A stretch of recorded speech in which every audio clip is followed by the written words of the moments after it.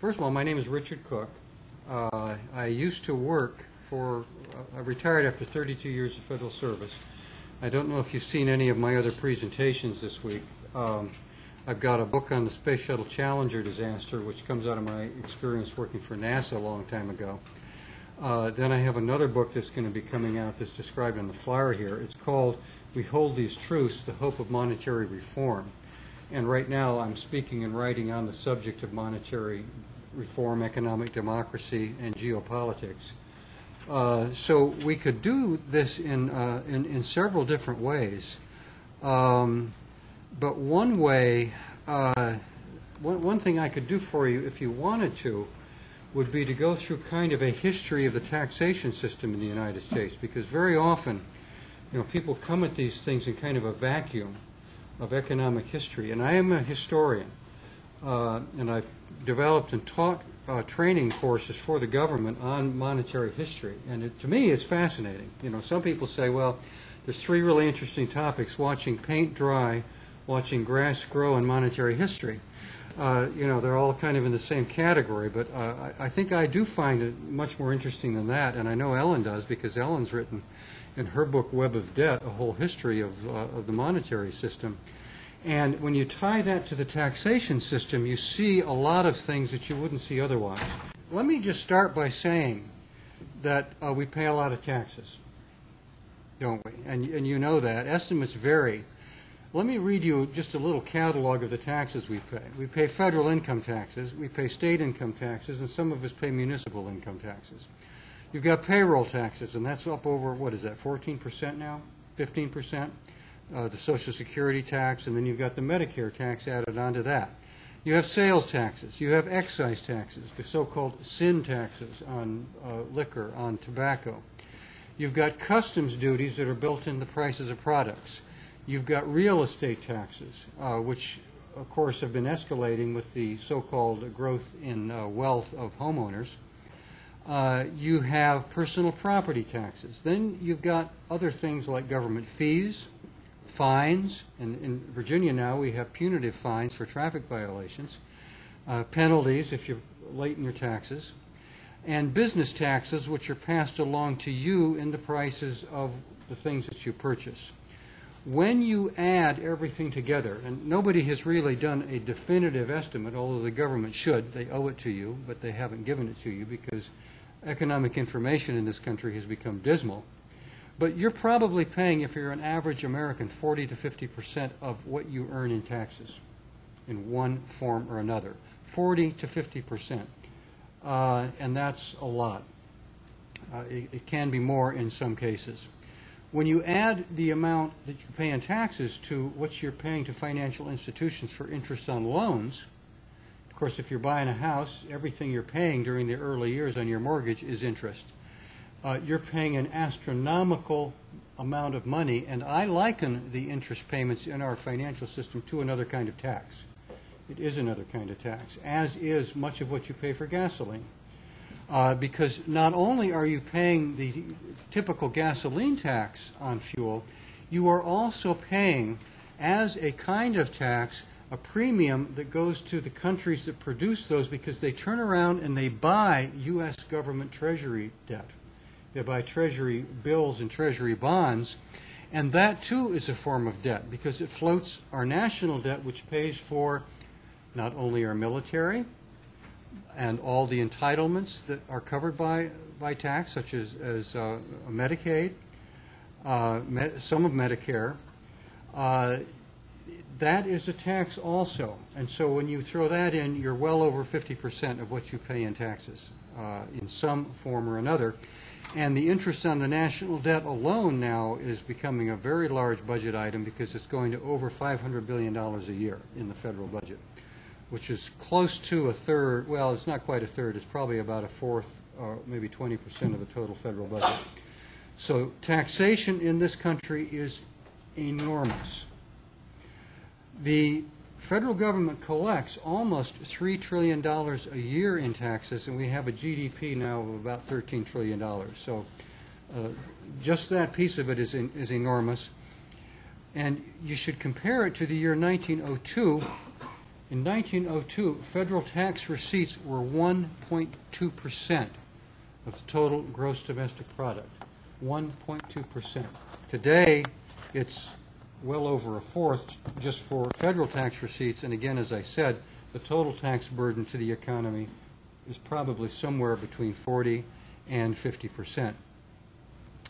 Failure to pay taxes leads to debt that cannot even be removed by bankruptcy proceedings. And this came out of the so-called reform bankruptcy law in 2005. Student debt cannot be written off. Federal tax debt cannot be written off. So even if you declare bankruptcy and you have nothing, you still have a tax liability that cannot be removed. Failure to pay taxes also can lead to criminal charges. If there is detection of any kind of fraud or failure to report, it can be declared a felony by the federal government, and you or I can go to prison. The IRS has over 100,000 employees, and as of 1959, 2 generations ago, the IRS became, and still is, the largest paper processing organization in the world. The American economy also is burdened with an enormous number of accountants and technicians whose main job is keeping track of money that is owed as taxes or of business income and profits that can then be taxed.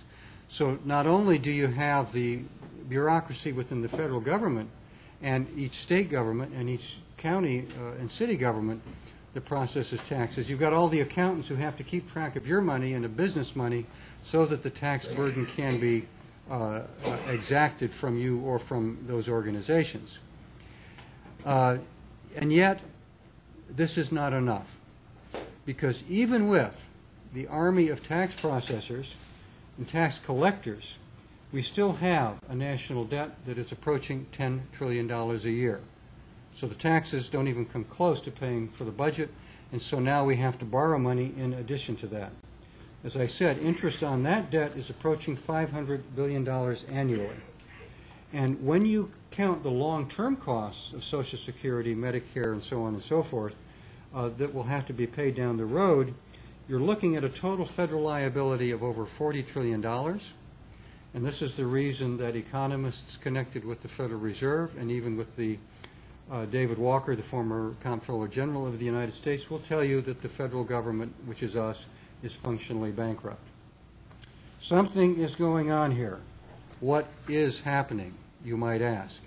And as you all know, if you direct that question to your senator or your congressman or your local IRS investigator, you will not get a very satisfactory answer. They will not tell you what is happening because they really don't know. So these are some of the things we're going to talk about, and these are just some ideas as food for thought. Now, let me give you, as I said, a brief overview of tax policy in the United States. The purpose of taxes is to pay for government expenditures. Therefore, it's no surprise that the highest taxes, as you go through history, is during periods of war. And it's not an accident today, with a permanent military-industrial complex, as President Eisenhower called it in his farewell address. It was a good time to be leaving, and he took advantage of his retirement opportunity, and he left us with a growing military-industrial complex, which is the largest in the world.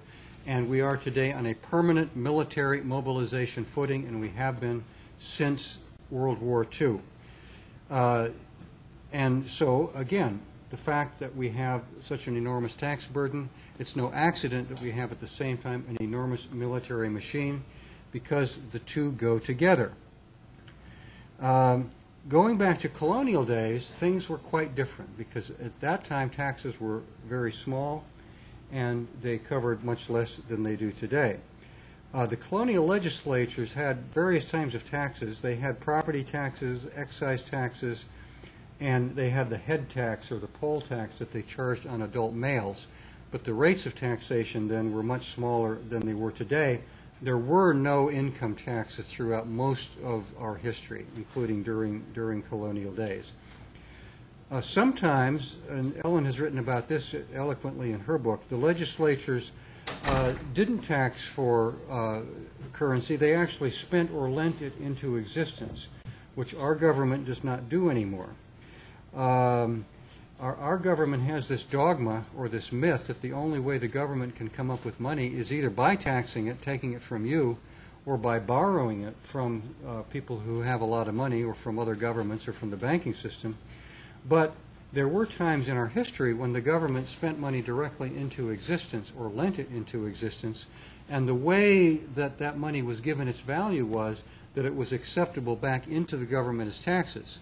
And so, you know, if they simply wanted to buy something from you, buy a product from you, and gave you colonial scrip or paper money, the way that scrip or paper money maintained its value was when it came time to pay your taxes on your property or whatever it was, you could then pay that back into your colonial government.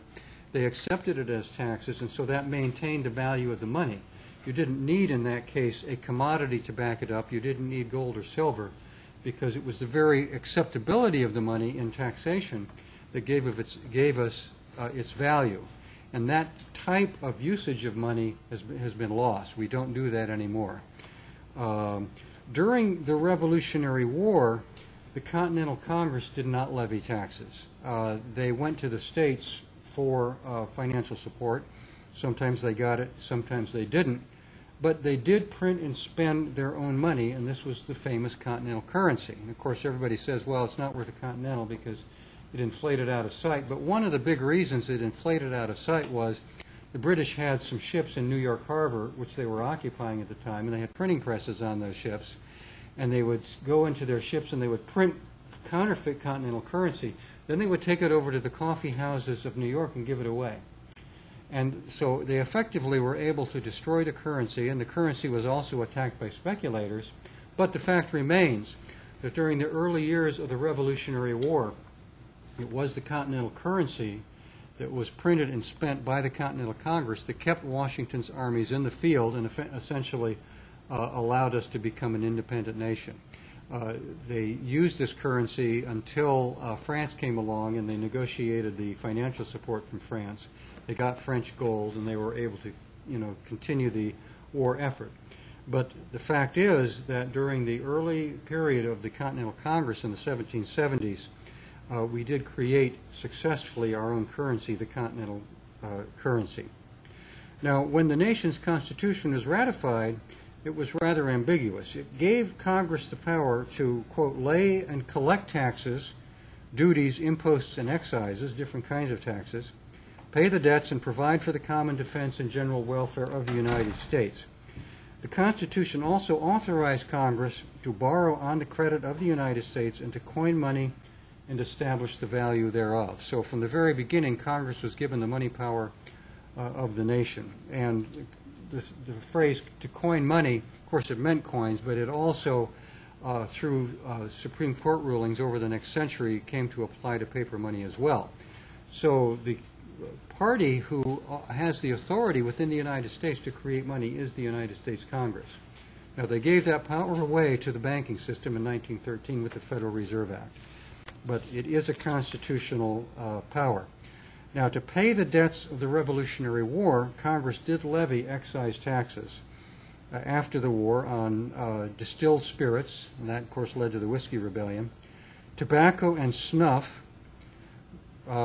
refined sugar, carriages, property sold at auctions, and various legal documents. So they were very selective about what they taxed. And you can see already the concept of progressive taxation. They didn't tax, the common man's horse, but they taxed the rich man's carriage.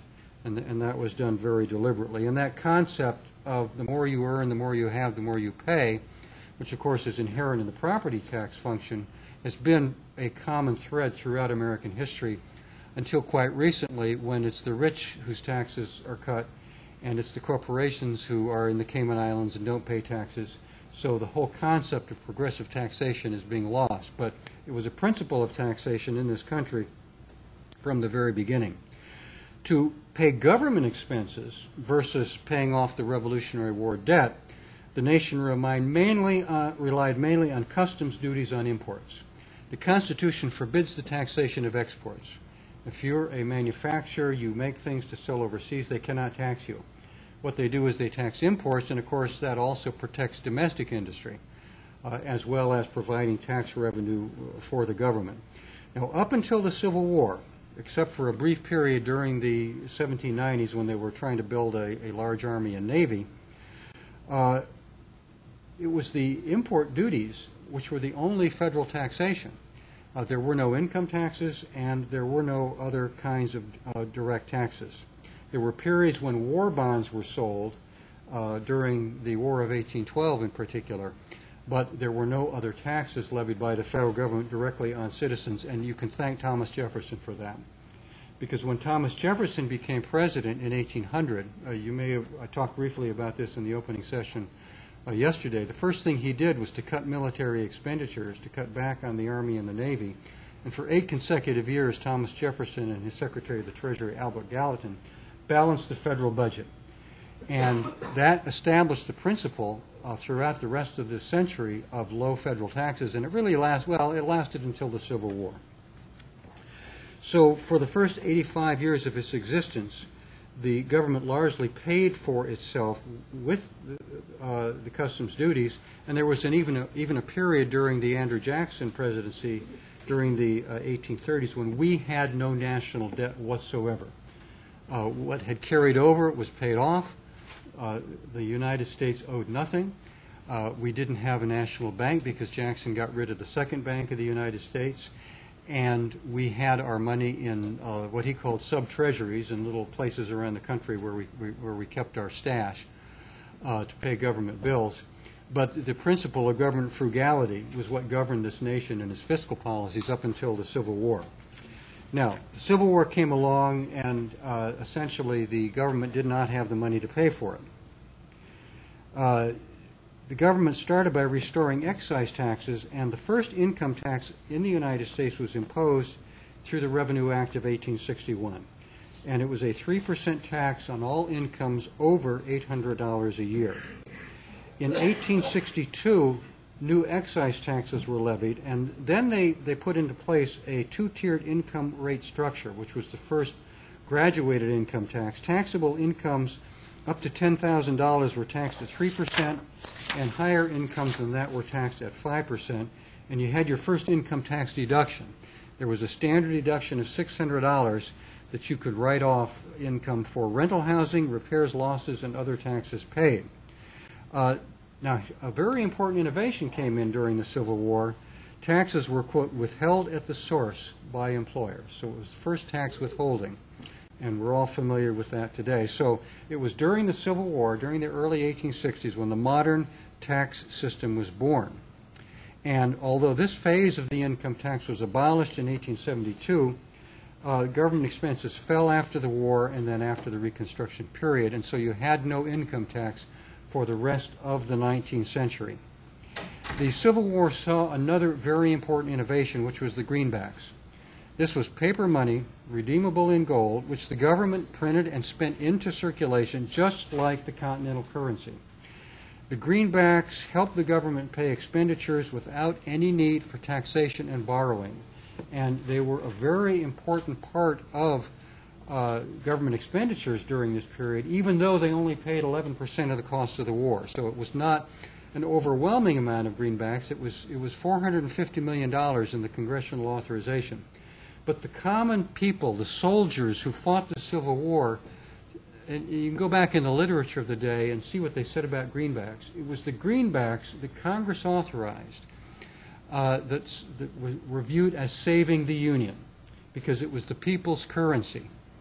It was simply paid out by the government for salaries, for soldiers' bonuses, for purchases of war material.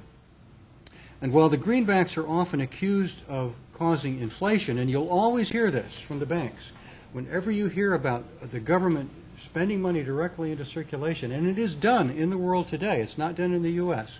It's done in other countries around the world, chiefly in the underdeveloped countries, because they don't have big banking systems. But the bankers will always tell you it causes inflation. And I can tell you that it causes no more inflation and probably less inflation than bank-generated debt currency. because every loan the bank makes has a price tag attached to it, and that's interest. And that interest becomes built into prices, and that built-in interest is an inflationary factor. And the more that the banking system raises interest rates, the greater inflation they cause, even though they will tell you that they're doing it to reduce inflation. It's not true. Now, during the Civil War, prices did go up, because prices go up during wartime for a lot of reasons, and I've written about this. You can read about it. But it was not because of the greenbacks, and the greenbacks were no more inflationary than the sale of war bonds or other means of government financing. But it's not generally known. This is something that's really quite interesting that I learned when I was studying monetary history. The greenbacks were printed and spent into circulation during the Civil War. But did you know that the greenbacks remained a key part of the United States circulating currency all the way into the early 1900s? By the year 1900, the greenbacks, pieces of paper that were circulated within, and they were renewed as time went on because they wear out. They formed in the year 1900 1/3 of the entire circulating currency of the United States. There were two other components of the circulating currency at that time. Another third was made up of national banknotes, and these were the notes that the national banking system that was set up during the Civil War lent into circulation. This is the debt currency that's similar to the Federal Reserve notes of today. That was another third. The third of the circulating currency in the year 1900 was metallic-backed currency. You had coinage, you had silver certificates, you had gold-backed currency. There was a whole mix of different kinds of metallic-backed currency. And even coinage at that time was still a very important part of the American monetary system, because a silver dollar in 1900 had a lot more purchasing power than a silver dollar would today, or whatever substitute we have for it, or a dollar bill, because of inflation.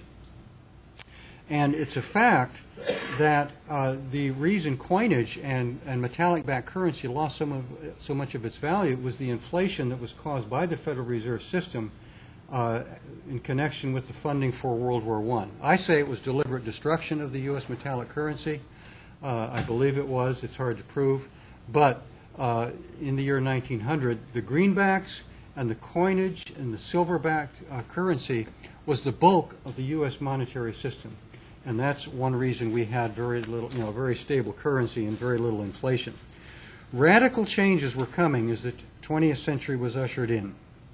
In 1894, Congress reenacted the income tax, but the next year, the Supreme Court declared it unconstitutional because it was a direct tax, not apportioned according to state population. So the attempt to institute a new income tax failed, and so at that time, the international monetary elite got their heads together and decided on some very radical changes in the monetary system of the United States. So in 1913, two things happened. The 16th Amendment to the Constitution was put into place. I don't say ratified because there's a lot of controversy over whether it really was legally ratified. We're not going to get into that, but you can read about it. So I say put into place, making the federal income tax a permanent institution of the United States. Later that year, the Federal Reserve Act was passed and signed into law by President Woodrow Wilson. This set up a privately owned central bank similar to the Bank of England, from which the federal government would borrow money through the sale of Treasury Bonds. Now, why did the income tax and the Federal Reserve System go hand in hand? Well, because they knew that the Federal Reserve System and the introduction of a system of bank debt financing in the United States was going to lead to a huge growth in United States debt, and you needed an assured way of paying the interest on that debt. And that way was the income tax. They kind of used the progressive fervor for an income tax to get it through Congress. That's why William Jennings Bryan, who was the great populist leader for silver currency back in the 1896 presidential election, and was Wilson's Secretary of State, went along with the income tax and the Federal Reserve System because he believed this was going to be more democratic than what they had before. And of course he was wrong and the whole thing backfired, and Bryan and Wilson himself later regretted that he even allowed the Federal Reserve System to come into being, but they did. So the Income Tax and the Federal Reserve Act allowed a tremendous expansion of government expenditures, which was used to fight World War I. The national debt, which had been kept largely under control since Jefferson became president in 1800, now soared out of sight. By using federal debt as collateral, the banking system was also able to loan huge amounts of credit to the European nations, the Allies, for their own wartime expenditures. And this is very important when I talk to gold bugs, which, excuse me if you are a gold bug. Even though the nation was on the gold standard during this period, the inflation of the currency that occurred at the end of World War I effectively destroyed the value of the greenbacks and eroded much of the worth of the coinage and metallic-based currency. So if somebody tells you that the way to avoid inflation and to keep the budget under control, et cetera, is gold, or even, they probably won't, but they may even say gold and silver, it's not true. The banking system can inflate the currency anytime they want to. It doesn't matter what is supposedly backing the currency. It can be done, and the big sea change in the United States in public economics, public finance, came at the end of World War I when they lent millions of dollars. We weren't quite in the hundreds of billions yet. It took a lot of inflation to get there. But it came with the ability of the Federal Reserve to pour huge amounts of credit out into the international economy and then to inflate our own currency so that we were completely dependent upon the debt-based currency coming through the banking system, and that's where we are today. So, with World War, enormous debt, and high income taxes, the 20th century had indeed arrived. And if you want to call the 20th century the Second Hundred Years' War, which I think someday historians will, if you want to call it the age of wars over petroleum, because World War I was a war over petroleum, so was World War II, and if we have World War III, it will be too. You can tie it in to the 16th Amendment to the Constitution, to the Federal Reserve Act of 1913, and everything that came afterwards. Now, income taxes steadily went up. They went up during World War I. They came down again during the Roaring '20s, but after the stock market crash of 1929, government tax receipts plunged and government tax rates went up. Congress raised income taxes in 1932, in 36, and now we're seeing a phase where the top income tax rate moved all the way up to 79%. One thing the government did not do during the Great Depression was return to the practice of issuing greenbacks, even though President Franklin Roosevelt was authorized to do so by Congress. But by this time, the dogma was firmly established that the only ways government could acquire money for its needs, real or fictitious, was through taxation or borrowing. There was simply no other way to do it. Earlier, in the 1920s, even people like Henry Ford and Thomas Edison, and there's some famous articles that were printed in the New York Times during that period, were saying, why can't the government, instead of going into debt and then borrowing public money back from the banking system, why can't we just issue that money directly, as had been done with the greenbacks, as had been done with the Continental Currency? So some of the best minds of the country realized, yeah, you can do that. But of course, by this time, the banking system was way too strong. The banking system ruled the economy of the United States and the other Western nations, and still does. And so we are now and have been in permanent debt to the banking system, and we have an enormous tax system to support it. Then in 1935, you had the Social Security Act, which came along for old age pensions, disability insurance, welfare, and so now you have the payroll tax coming in. World War II, from 1941 to 45, resulted in the largest federal expenditures in history.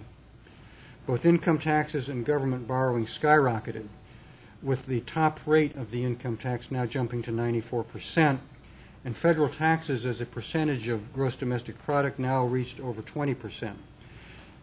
From 1939 to 1945, the number of citizens who had to pay taxes, who came in on, at the first tier, grew from 4 million in 1939 to 43 million in 1945. So again, a war became the watershed in taking the whole level of borrowing, taxation, and government expenditure up to the next level. World War I had taken it, to a certain plateau. World War II took it to the next level. We're now in the third level, which came with the permanent military mobilization following World War II, which really took off in the 1960s during the Vietnam War, and that's where we are today. We're at the third tier of a total suffocating burden on the economy from taxes and war expenditures and public debt. Now, this also caused economic conditions to worsen significantly in the 1960s and 70s when the Vietnam War began to break the budget. We saw the reversal of our post-war positive trade balance, which had been put into place after World War II because the rest of the world had been reduced to rubble, and so the United States was able to sell a lot of stuff to foreign countries until Germany and Japan caught up with us because they didn't have a war machine, which had been outlawed, so they could start making all the cars and TVs and stuff that we use. So we lost our trade balance. We had steep inflation occurring during the 1970s due to oil shocks. So this was the time when the Federal Reserve got into the act of trying to regulate the economy. They had a bright idea. Well, let's just lower interest rates or raise interest rates, and we'll regulate economic activity by the cost of money, and that's called monetarism. And we take that so much for granted. I mean, you pick up the business section every day, and there's people telling you, is the Federal Reserve going to raise rates? Is it going to lower rates? We so much take that for granted that that's the system, the only system in the universe that can be used to manage an economy, and we don't realize we've only been doing that since the 1970s, since the Chicago monetarists took over the economy with Milton Friedman and all those guys, and said, well, we just simply turn it over to the Federal Reserve and they'll print or withdraw money from circulation and everybody will be happy. Well, in 1979, Federal Reserve Chairman Paul Volcker raised interest rates to above 20%. It caused the worst recession since the Great Depression. It destroyed the United States steel industry. It created the Rust Belt. The U.S. producing economy was devastated. Some cities have never recovered. Go to Baltimore. Go to Detroit. Go to Erie, Pennsylvania. You'll see the work of monetarism. You'll see the work of the Federal Reserve, of Paul Volcker. You'll see how it works. In response, the Reagan administration took the step of deregulating the financial industry, of allowing the financial industry pretty much to take over the economy and use debt as an instrument for managing the economy even more than simply the raising and lowering of interest rates by the Federal Reserve. They also cut tax rates. And people say, well, how come everybody says Reagan was such a great president? The reason is he cut the tax rates for the top income brackets, and it's the top income brackets who own the universities and own the newspapers and print the books that you read. So yeah, they love him. The wealthy people of America, whose power over the economy was increased exponentially during the 1980s, love Reagan and love the Reagan Revolution because he cut their tax rates even while the economy that working people spent their lives in was being devastated. And that's where we got the famous Reagan supply-side tax cuts, and that's where we got the so-called service economy. It was the beginning of the end of the robust U.S. economy that came out of World War II. And the producing economy that was damaged so badly in 79 to 83 never recovered.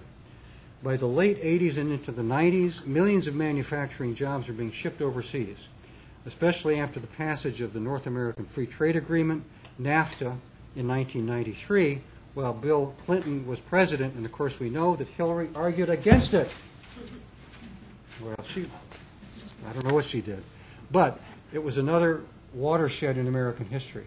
It completed the work of the Reagan Revolution and the Volcker recession of destroying the U.S. producing economy for all practical purposes. And that's why today we're so dependent upon the service economy and on the stock market and all the other places where we parked our money just hoping and praying that it doesn't collapse and take it all away, like it did in the recession of 2000 and 2001, when $7 trillion in American wealth disappeared, along with the pensions of millions of people. So that's where we are today. We are in today the era of asset bubbles, substituting for economic growth and economic development. We have the merger acquisition bubbles of the 80s, the dot-com bubble of the 90s, the housing equity and derivative bubbles of today, and in between each one there was a recession. They tell you we've had steady economic growth since the 80s. It's not true. We've had a series of bubbles and recessions. We're now in one today, the beginnings of one that many people think could be the next Great Depression. Now, after the tax cuts in the early Reagan years, rates generally rose during the Clinton years, but they did not stimulate production, because what they did was they went mainly into asset inflation. Okay. Oh, good. We need to break at 12 and return by 12:45 because the lunchroom closes at 1. So should we stop? Different on Saturday. It says 1:30 on the sign. It's 11:45 now. We've got, It said 1:30? yeah, there's only a brunch. There was only a brunch today. I just got a text message. Okay, so I can keep going? Yeah, you can keep going another 15 minutes. Okay. So today, the tax cuts did not stimulate production as planned, but tended to go more into asset inflation. It's one reason the housing prices have gone up so much, and this included the stock market boom of the 90s, which was largely not a period of economic growth. It was a period of inflationary growth. The one aspect of tax policy that was successful during this time was the Earned Income Tax Credit, which had begun in 1975 but was expanded during the Clinton years. The Earned Income Tax Credit is a kind of a negative income tax, and it's the largest federally funded means-tested cash assistance program in the United States, and of course it applies to low-wage earners to give them some kind of a relief. But it's very hemmed in by means tests, by rules and regulations, and it doesn't do. Another thing that the tax system did, we had a proliferation of tax credits, such as the per-child tax credit, the Hope and Lifetime Education credits, and in addition to earlier tax savings investment vehicles like the IRAs and the 401ks. So what you have now is you've got this use of the tax system as a social tinkering device to give breaks, to people who holler the loudest and to take them away from other people. But it's not a substitute for real economic value. It's a fight among all different kinds of interest groups, and some of the interest groups are very legitimate. I mean, I finally was able to take a tax credit for education. Great. But what you're doing is you're pitting everybody in society against each other to grab those tax breaks. Give me my tax break. Take away his tax break. So what you're doing is you're reducing the social system not to equity, not to justice, not to economic growth, not to real economic value, but to a fight among people for their piece of the pie. And that's one reason, in my opinion, that our society is so divisive, and you've got people like, the current presidential candidates, we're going to come along and we're going to all be friends. We're going to change the tone in Washington. Well, how can you change the tone in Washington when the economic pie has been so cut down that everybody, just to survive, has to fight the other guy to get your piece of the pie? And the tax system, by and large, is being used for this. It's being used as a means of social warfare. And if you compare this to, you go back through history, and I've tried to give you that overview, we've gone from a period of tremendous prosperity where the federal piece of it has been relatively under control, and we had that through most of our history, all the way up until World War I. But with World War I, when the 100 Years' War began, we've lost our prosperity, and we're left at the end with an economic system that is still productive, but where the tax system becomes a means of social warfare. And in the end, we're left with, again, as I said earlier, up to half of our income going for taxes and a significant part of the rest of it going for interest, or for expenditures like the tremendous costs of gasoline, which are in themselves another form of taxation because they support our $10 trillion debt. So we've gone from a period earlier in our history where we had very low taxation, where we had other means of producing wealth within the United States, where we had other means of public expenditure, where we had the greenback system, where we had the ability to build a significant part of our currency on coinage, on metallic-backed currency, and to what we have today, which is a completely artificial, bloated economy that is based upon debt, that has a tax burden that is completely out of sight, and that by and large exists because of war and because of the war machine and the military-industrial complex. So that's the problem that we're facing. And so people who come along and say, well, we'll just change it, we'll have a value-added tax, we'll have the fair tax, it doesn't work that way. It doesn't work that way.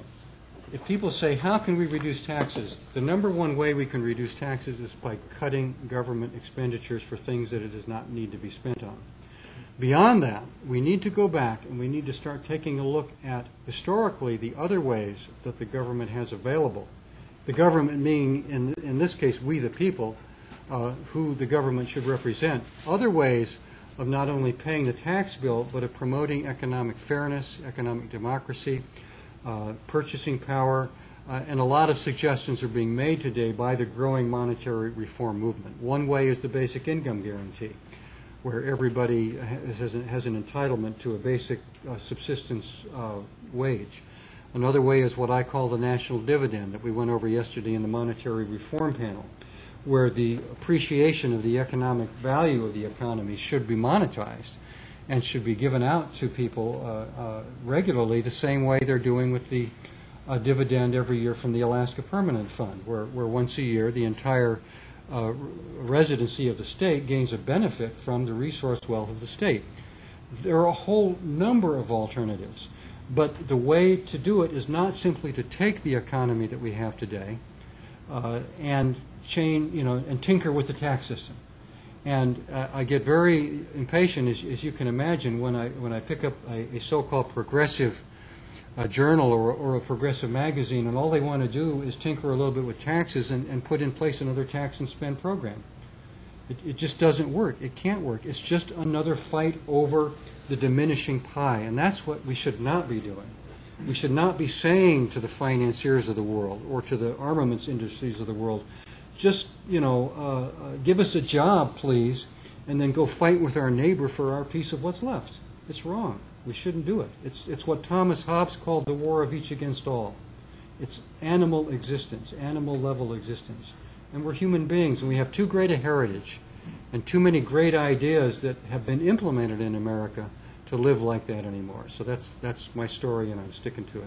Can Yes. I ask you a question about the Fed, on how it works? When they issue a bond and interest is paid, where does that go? I've heard multiple people this weekend trying to explain it, and I'm not getting the same story twice. Well, there are different pathways for the money, but basically the way money is created in our system is that the Federal Reserve will buy a Treasury bond, and which is a debt instrument where the government promises to pay in the future. There are different places that can go. It can stay within the banking system, and it can become collateral against which they then lend, like part of their reserve. And I don't know. We've had a lot of discussions this weekend about what the reserve ratio really is. It used to be 16%. Like a bank had to have in reserve 16% of what it was lending out as its reserve base, and it could use government debt collateral for doing that. Now, the Federal Reserve itself will buy Treasury bonds, and the interest that they earn on that money will come back into the Treasury. And they really pat themselves on the back for being such great patriots to return that money. But, of course, that's a very small amount of the debt. Other debt is sold to foreign governments, like China, for example, has a huge amount of our Treasury bonds. Japan used to be the biggest customer of our Treasury bonds. Saudi Arabia buys it, Dubai. We pay interest on that, and it's interest in the 5, 6, 7, 8% range, depending on the type of security. That's what leads to the total bill in the federal budget of $500 billion that we're going to be paying in fiscal year 2009 solely as interest on the debt. That doesn't go to the Federal Reserve System. It goes to the external debt holders. But by and large, the basis of the debt-based monetary system, and it's the same with the Bank of England that we copied, when they put that in place in 1694, it's the basis that the banking system then uses for its own lending. And because it's treated as an asset. You know, the government says, I will pay you a certain amount of money plus interest on a bond that I sell you. So they treat that as an asset against which they can lend. And that, you know, when Clinton was balancing the budget through all of his financial tricks in the late 1990s, Alan Greenspan said, oh, if you balance the budget and we get rid of the national debt, the banking system will not be able to lend money anymore because they use that debt to collateralize the lending. So that's basically how it works. Yes, sir. What are the impacts of foreign currencies with the Iraq going to the euro, Iran talking about going to the euro? Is it the currency itself that is causing our military act? Well, yeah. It's called dollar hegemony, and it's essentially the same system as the British pound had before they went bankrupt after World War I. And it was the collapse of the pound as the world reserve currency that brought on World War II, some people say, and also left a window for the United States to replace the British pound with the U.S. dollar. And that came after World War II with the Bretton Woods monetary agreements where the IMF would use the dollar as the lending currency. And so it became the world common currency at that time. But there was a big change that occurred in the 1970s because the Bretton Woods agreements were pretty much canceled in 1971 during the Nixon administration.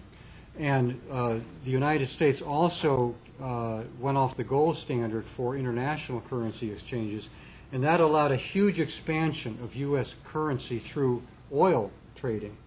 And essentially what we did was we went to the OPEC countries and we said, look, we don't care. You can raise the price of oil and we won't fight with you over it as long as you use your profits to come back and buy our debt. And so that's what we did. And so a huge amount of U.S. debt now is sold to the oil-producing countries. A funny thing happened back, I guess it was around 2002. 3 countries said they were going to go on the euro and get off the dollar for oil sales, and those 3 countries were Iraq, Iran, and North Korea.